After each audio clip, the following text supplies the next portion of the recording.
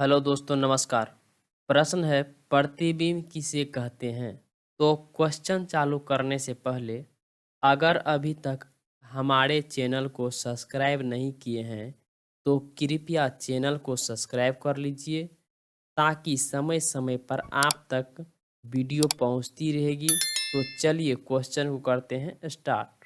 उत्तर है, किसी बिंदु स्रोत से आती हुई प्रकाश की किरणें दर्पण से परावर्तन के बाद जिस बिंदु पर मिलती है उसे प्रतिबिंब कहते हैं। हम लोग शीशे में अपना चेहरा देखते हैं, वह एक प्रकार का प्रतिबिंब ही है। और जैसा कि आप लोग यहाँ देख पा रहे हैं, इसका परछाई यह भी एक प्रकार का प्रतिबिंब ही है।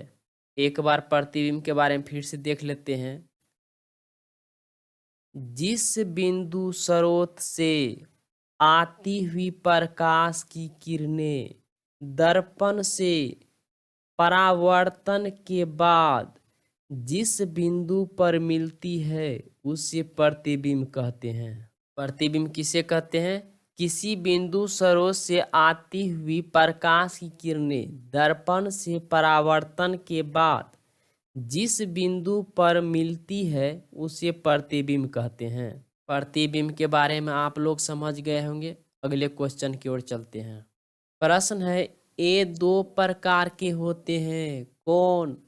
प्रतिबिंब दो प्रकार के होते हैं। पहला है वास्तविक प्रतिबिंब, दूसरा है काल्पनिक प्रतिबिंब। यह दोनों को बारी बारी से देख लेते हैं।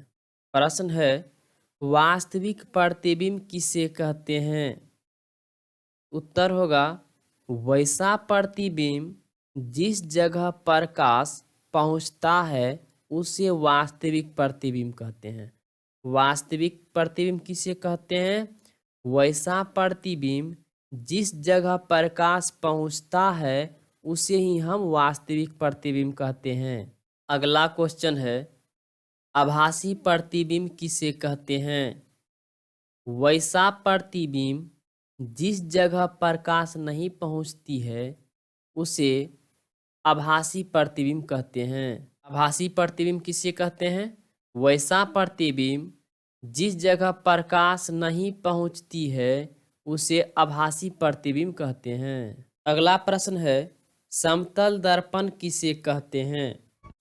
वैसा कांच का टुकड़ा जिसका एक भाग रजदित किया हो और दूसरा भाग पूरा चिकना हो उसे समतल दर्पण कहते हैं। रजदित का मतलब होता है एक भाग रंगा हो और जिस भाग को रंगा जाता है उसी को हम रजदित कहते हैं।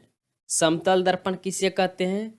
वैसा कांच का टुकड़ा जिसका एक भाग रजदित किया हो और दूसरा भाग पूरा चिकना हो उसे समतल दर्पण कहते हैं।